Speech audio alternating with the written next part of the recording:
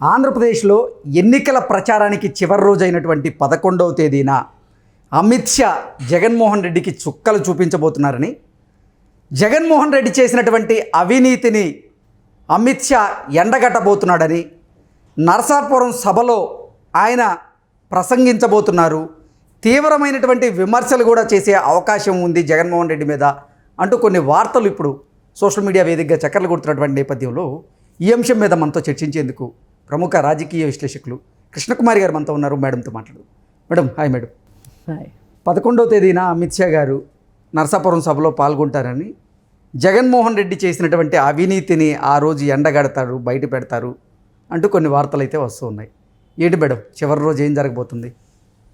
ఇప్పుడు ఆఖరి రోజు ఆంధ్రప్రదేశ్ని ఎంచుకున్నారు. ఇది చాలా వ్యూహాత్మకంగా ఎంచుకున్నారు, కీలకం. ఆ తర్వాత ఎవరు మాట్లాడేది లేదుగా. చంద్రబాబు నాయుడు మాట్లాడలేడు, జగన్మోహన్ రెడ్డి మాట్లాడలేడు.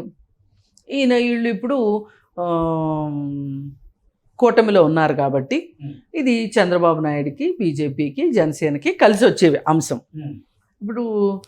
ఇప్పుడంటే తగ్గిపోయినాయి, కానీ ఒకప్పుడు టీవీ డిబేట్లు నలుగురు కూర్చునేవాళ్ళు, ప్యాన్ నలుగురు కూర్చున్నప్పుడు ఎవరు ఎక్కువ మాట్లాడారు, ఎవరికి ఎక్కువ టైం దొరికింది, ఎవరు ఎక్కువ ఇంపార్టెంట్ పాయింట్లు చెప్పారు అనే దానికి గీట్రా ఏముండేది అంటే ఆఖరిని ఎవరు ముగించారు.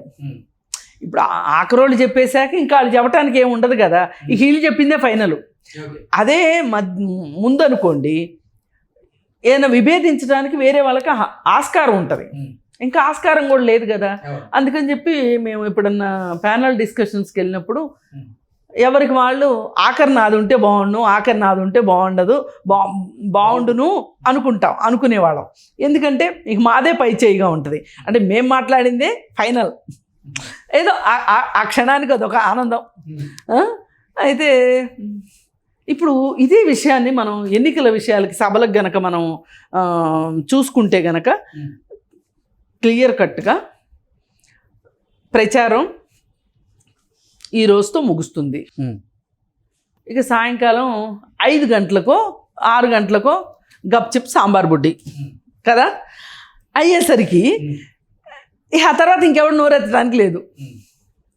కాబట్టి ఒక మంచి అవకాశం ఆంధ్రప్రదేశ్లో. పైగా వాళ్ళు ఎంచుకున్న ప్రాంతం కూడా అటు కోస్తా జిల్లాల నుంచి విజయవాడ వరకు వాళ్ళు ఆ 2-3 సభలు ఎంచుకున్నారు వాళ్ళు. అసలు బీజేపీ మొదటగా రిలీజ్ చేసినటువంటి షెడ్యూల్ ప్రకారంగా 11వ తేదీన అమిత్ షా గారి ప్రోగ్రాం అక్కడ లేదు. కానీ వ్యూహాత్మకంగా ఆ రోజు అమిత్ షా గారు ఎట్టి పరిస్థితుల్లో 11వ తేదీ చివరి రోజు నేను జగన్మోహన్ రెడ్డి మీద కొన్ని బాణాలు సంధించాల్సిందే అని ఆయన రెడీ అయ్యారు. అందుకే కరెక్ట్. అయితే ఏం జరిగిందంటే ఈ మధ్యకాలంలో మార్పులు చాలా శరవేగంగా ముందు వస్తున్నాయి. అంటే నేషనల్ మీడియా వచ్చి ఆంధ్రప్రదేశ్లో ముఖ్యమైన నాయకుల్ని ఇంటర్వ్యూలు చేయటం కావచ్చు, సర్వే రిపోర్ట్లు కావచ్చు, పబ్లిక్ మీటింగ్స్లో ఈ నాయకులు మాట్లాడినప్పుడు వచ్చిన రెస్పాన్స్ విషయంలో కావచ్చు, ఇవన్నీ కలిపి చూసుకుంటే గనక బాగా ఎడ్జ్ కూటమికి వచ్చేసింది అనే ఒక ఫీలింగ్ వచ్చింది.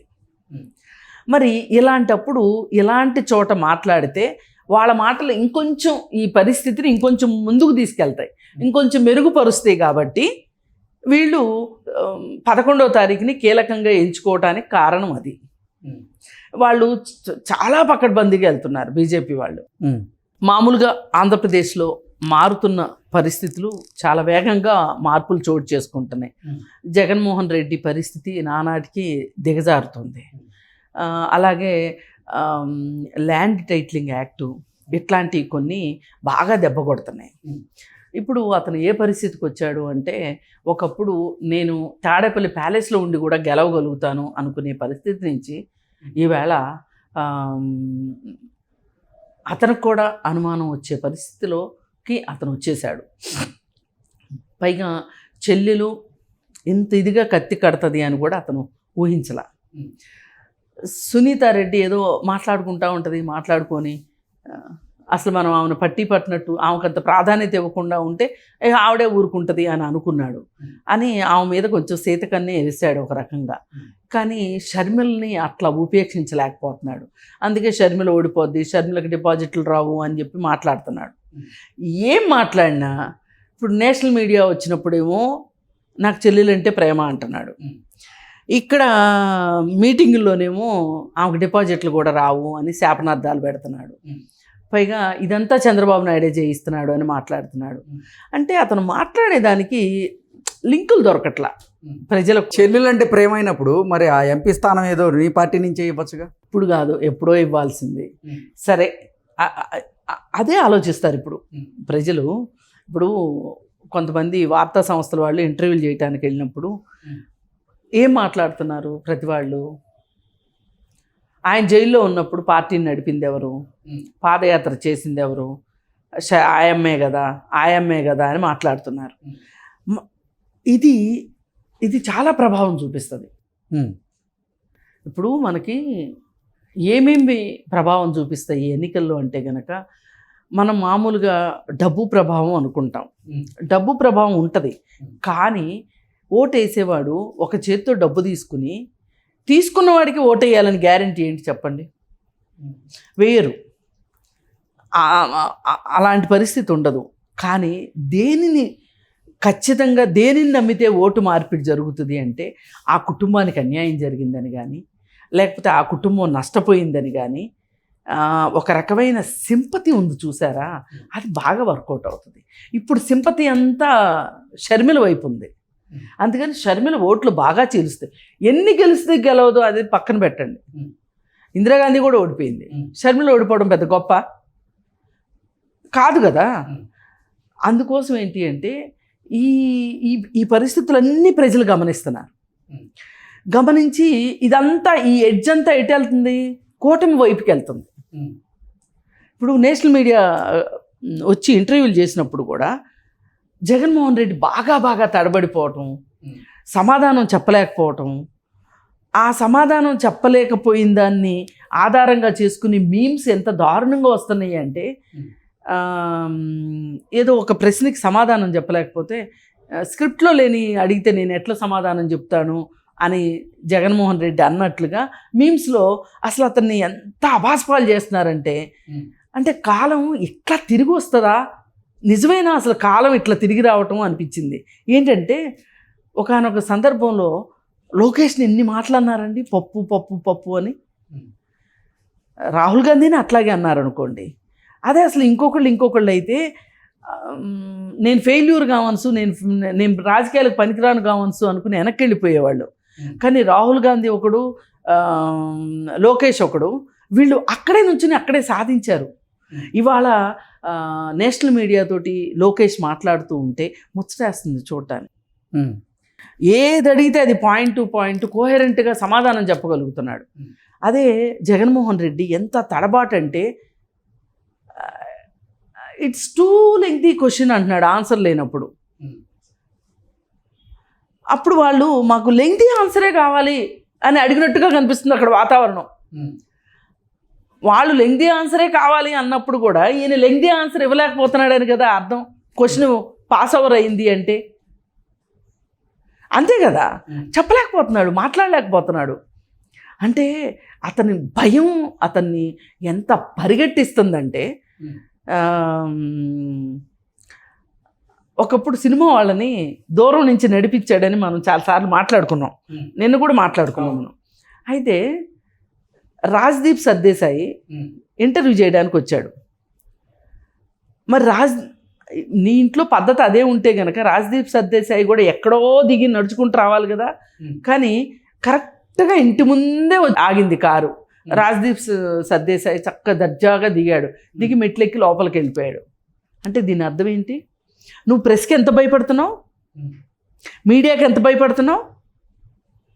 అసలు మీడియాకి భయపడేవాడు, ప్రెస్కి భయపడేవాడు ఖచ్చితంగా ఓడిపోతాడు. అసలు మామూలుగానే ఈయన మీడియా సమావేశాలు పెద్దగా పెట్టడు కదా, ప్యాలెస్ నుంచి బయటికి రాడు కదా. మరి ఇప్పుడు రావాల్సిన పరిస్థితి వచ్చి మరి రోజు అదే పనిగా ఉండి మాట్లాడే అలవాటు ఉంటే అది వేరే విషయం. అంటే ఇట్లాంటి వ్యవహారాలన్నీ కట్టగలిపి జగన్మోహన్ రెడ్డిని ఓటమి దిశగా నడిపిస్తూ ఉంటే, ఈ కూటమికేమో ఆశలు రోజు రోజుకి ఆశలు పెరుగుతున్నాయి. సో 11వ తేదీన అమిత్ షా గారు జగన్మోహన్ రెడ్డి అవినీతిని బయటపెట్టబోతున్నారా? అంటే మాట్లాడతారు ఇక వాళ్ళకి చావరేవైంది కదా. ఇప్పుడు ఇవి 2 శత్రు శిబిరాలండి. ఒకరి బలహీనతలు రెండో వాళ్ళకి బలం, వాళ్ళ బలహీనతే వీళ్ళ బలం, వీళ్ళ బలహీనతే వాళ్ళకి బలం. ఇవాళ బలాబలాలు లెక్క చూసుకుంటే కనుక కూటమి వైపు బలాలు ఎక్కువగా ఉన్నాయి, జగన్మోహన్ రెడ్డి వైపు బలహీనతలు ఎక్కువ ఉన్నాయి.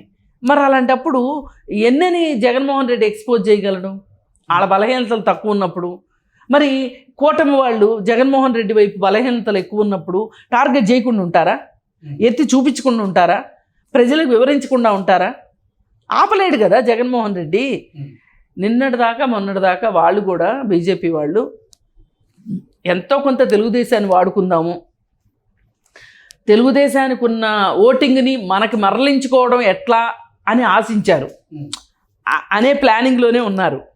ఇప్పుడు వాళ్ళు మేము జగన్మోహన్ రెడ్డి వైపు లేము అనే సంకేతాన్ని ఇవ్వటం ద్వారా వైసీపీ ఓట్లని తీసుకోవడానికి వాళ్ళు సిద్ధపడుతున్నారు. ఇప్పుడు వాళ్ళు సిద్ధపడేటప్పుడు ఏం జరుగుతుంది అంటే వాళ్ళు పోటీ చేసే స్థానాల్లోనే ఓట్లు వేయాలని లేదు కదా. వీళ్ళు చంద్రబాబు నాయుడు కూడా పక్కన పెట్టుకుని మాట్లాడుతున్నారు కాబట్టి ఆ ఓటింగ్ శాతం, వైసీపీ ఓటింగ్ శాతం చంద్రబాబు నాయుడు పార్టీ నుంచున్న చోట చంద్రబాబు నాయుడికి, జనసేన నుంచున్న చోట జనసేనకి, అలాగే బీజేపీ నుంచున్న చోట బీజేపీకి పడే అవకాశం ఉంది.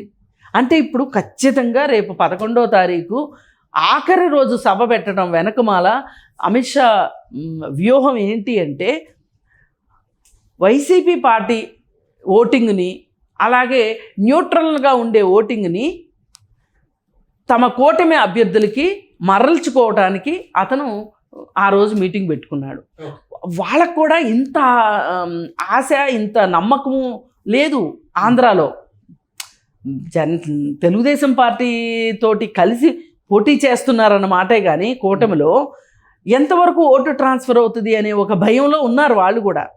కానీ వాళ్ళకి రోజు రోజుకి ఇక్కడ పరిస్థితులు చంద్రబాబు నాయుడికి కూటమి వైపు అనుకూలంగా మారుతుండేసరికి వాతావరణం, దాన్ని ఇంకొంచెం ఎలివేట్ చేద్దాము, ఇంకా మరి కాస్త క్యాష్ చేసుకుందాము అనే పరిస్థితిలోకి బీజేపీ కూడా వచ్చింది. ఓకే, వచ్చి వేళ మొదటి మీటింగ్లో జగన్ బాబు అని మాట్లాడిన మోడీ రెండో మీటింగ్ దగ్గరికి వచ్చేసరికి జగన్ అవినీతి గురించి మాట్లాడాడు. ఇప్పుడు అమిత్ షా వచ్చి దాన్ని ఇంకొంచెం టోన్ పెంచి అసలు జగన్మోహన్ రెడ్డి ఏమేమి అక్రమాలు చేశాడో చిట్టా విప్పి చెప్తాడు. చెప్పకుండా ఇప్పుడు అవకాశం వచ్చింది, వాళ్ళకి దొరికింది అవకాశం. ఇన్నాళ్ళు ఇంత అవకాశం దొరుకుతుందని వాళ్ళు అనుకోలే, దొరికింది కాబట్టి వాడతారు, ఉపయోగించుకుంటారు. Okay okay madam, thank you. Thank you.